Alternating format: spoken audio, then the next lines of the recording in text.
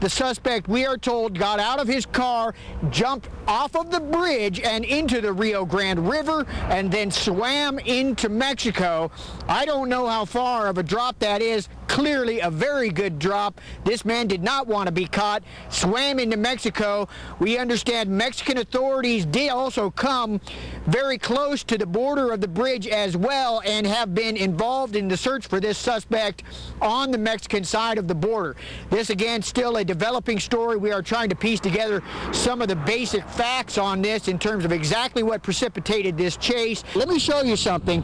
This has been part of the problem out here, this sandy terrain. We're going to go now to the video that we shot earlier in the day. You're going to see the smoke in the distance billowing up into the sky. Check the inspection stickers on any of these carnival rides yourself. For example, they're right here, usually near the controller. Kenny's Funland Carnival, this inspected August of 2011, expires August of 2012. Now, I've checked most of the rides at this carnival and they're all exactly the same, all inspected last August, so they're all good until next August. Frankly, this is as close as we are going to get. This is still a horrible, nasty, toxic mess.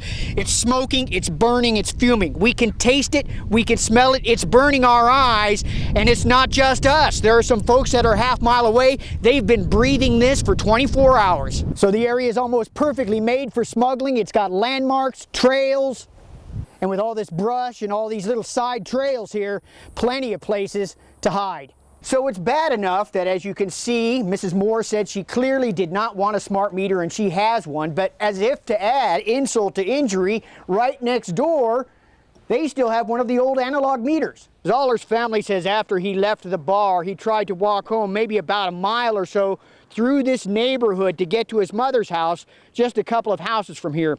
They say he probably fell down a couple of times on the way and eventually he collapsed here in this field on the southwest corner of the intersection of 9th and Sunset. What we don't know right now is exactly how long these people were in here for, but obviously they had settled in for what appears to be a pretty long stay. There were some large jugs of water, as you can see, plenty of trash, and a huge bag of rice here, so even for more than 40 people that we counted coming out, this might have lasted for at least a little bit of time. Perhaps not surprisingly, in this modern age, the origins of this horse thievery may not have begun here at the ranch, but instead the outlaws may have found their targets here, on the computer, where it turns out Trejo had listed the animals for sale on Craigslist. So Mr. Garza said that little pile of tires up on the front road wasn't really anything, and he was right. Check out this huge pile. We've got a nebulizer, some medical waste here, and then all these tires and this other trash, which continues back into this field. We've called some folks from the county. They say they're on their way over to check it out.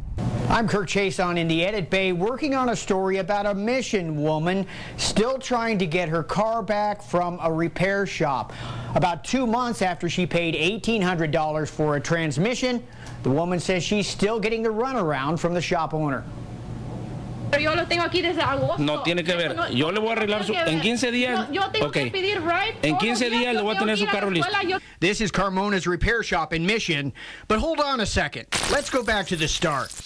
Belinda Villegas spent $1,800 for a transmission. Took my car the 17th of August. I got it back the 23rd of August, took it back the 30th of September. We went to Carmona's for answers. My name's Kirk Chase. I'm for Channel 5.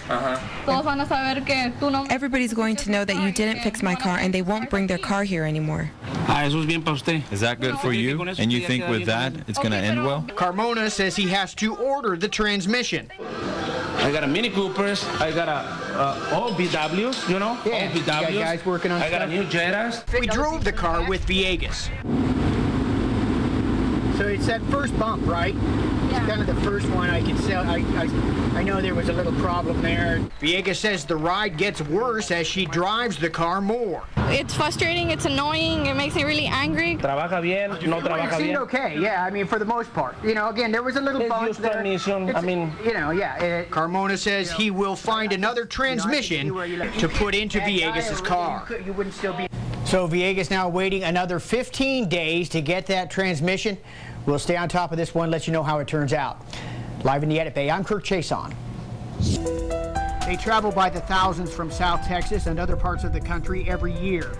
heading north for work. Their jobs are hard, their pay is low. Migrant workers like Maria Ayala say there's also verbal abuse. They even called us wetbacks. They did. Ayala and these other workers from Mission went to work for a company called Pioneer Hybrid International in Indiana about 2 years ago. It wasn't right. This is the type of work Ayala and the others did. It's called corn detasseling, part of the harvesting process. These workers claim their bosses forced them to work in fields while those fields were being sprayed with pesticides. 2 days later, we started getting some rashes on the body, and we even told them, but they didn't even pay attention until one of them got real bad. Under federal law, agricultural migrant farm workers don't get some protections that people in other industries do. No overtime pay is provided. Ayala and the others say they were told they would be paid about $75 for each acre they detasseled. Most workers finished about 2 acres a day. Instead of being paid by the acre, they say they were paid minimum wage. After the first week, they only received $113. After all those hard working days we had, like waking up early, getting all wet, like feeling all sticky and everything, for $113, it's not fair. The workers say they were promised a total of $3,000 to $4,000 for 3 weeks of labor. Instead, they received about $400 each. He make us feel like we were very low, very low. We checked federal court records and found that Pioneer International has been sued by South Texas workers at least 15 times, dating back to 1979. In some cases, the company and the workers reached settlement agreements with confidential terms. We found this case filed in federal court in McAllen. Several workers claimed they were not properly paid for work they did in Iowa in 2007. Last year, a judge ordered the company and a recruiter to pay a total of $13,800. That was divided among several workers. Some were paid a little more than $2,000. Some minors, underage workers, received about $400. Attorney Edward Sandoval says the laws are stacked against workers like Ayala and the others. Plaintiffs cannot recover punitive damages. They are meant to punish defendants for wrongdoing. Workers can only recover the amount of money they would have been paid in the first place, called liquidated damages. Sandoval also says the fines for breaking the law are small. As in for the Agricultural Act, it was passed in the early 80s, and the statutory damages are frozen, as in what they were back in the 80s, $0 to $500 per violation. There's been no stepping up because of inflation or passage of time. Pioneer has a plant here in Weslaco. As you can see, the sign says no photos or video are allowed inside by employees or visitors. The company's headquartered in Des Moines, Iowa. No one would talk on camera, but they did release a statement. Because litigation is currently pending between TRLA and Pioneer, we believe the litigation is the correct forum to provide specific comment with respect to the allegations raised by TRLA. Pioneer denies the allegations and believes they are unfounded. We do have a long-standing, successful history of employing agricultural workers to work for Pioneer in Indiana and other states. Pioneer is not the only defendant in these types of lawsuits. In April, an Indiana company, Remington Seeds, reached a settlement with 91 people for work they did from 2006 to 2008. The company paid out more than $220,000 to settle the case. Remington's website says they treat their employees as family. The attorney for the 91 workers who sued says that was not true for her clients. A lot of the workers went up there and got paid hardly anything and were stranded sleeping on the side of the road without even the money to come home. Some years they were also promised food on the trip, and while they were up there and they weren't, and they would go ask for food, they would ask the contractor for the food they'd been promised, and he would say, yeah, later, later, and so they were just going hungry without any transportation in these rural motels, without any way to even go to a grocery store and without any money to get food. The settlement averages out to about $1,500 per worker after attorney's fees.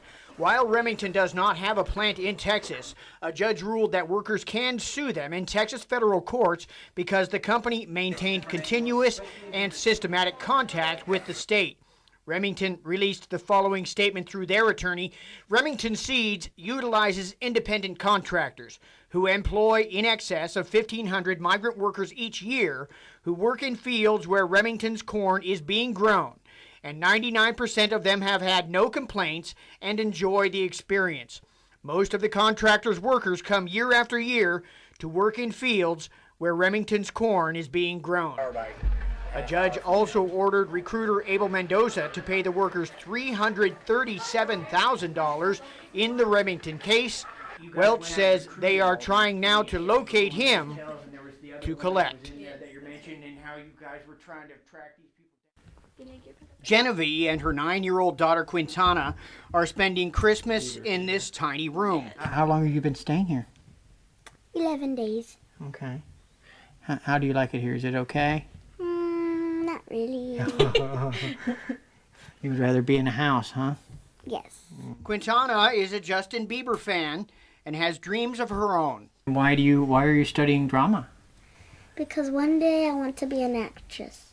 It's difficult because we're not actually spending Christmas like, at home. We're here meeting different people, and it's different. Genevieve has taken a new job as a home health care provider.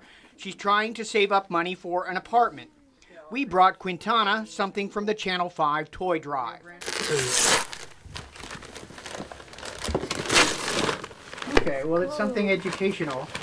The Bible children. Okay. So it's the camera. Of course, Quintana and her mother are not the only family at Loaves and Fishes. We brought some of your gifts from the toy drive to others as well. Open it. Open it. It's a dog. Oh, it's a dog. I think we've got another present out there. Hold on just a moment. Ooh. How do you like that? Is that okay? Mm-hmm. Then some other visitors arrived at Loaves and Fishes. Joe and Fran Nolmeyer from the Magic Valley RV Park in Weslaco, as well as a winter Texan from Manitoba, Canada. They presented some of the older kids with gift cards to local stores. Wonderful. And we wish you the best. Yes. I know life is difficult. Really like hugs. You know where I'm Remember, from? God loves you. Canada. Do you know where Canada is? Takes care of you. I do. You better tell them where Canada It's is. all the way past north. Merry Christmas to you. The people in our park love to give back to the community. They love to help out because there are so many people down here in need. I really appreciate being down here. This is my 23rd year, and the Valley is such a friendly place. Christmas cookies, laughter, and smiles. The eyes of a child, the delight of a new gift. The generosity of the Rio Grande Valley, helping many families feel a little bit more at home. In Harlingen, Kirk Chason, Channel 5 News.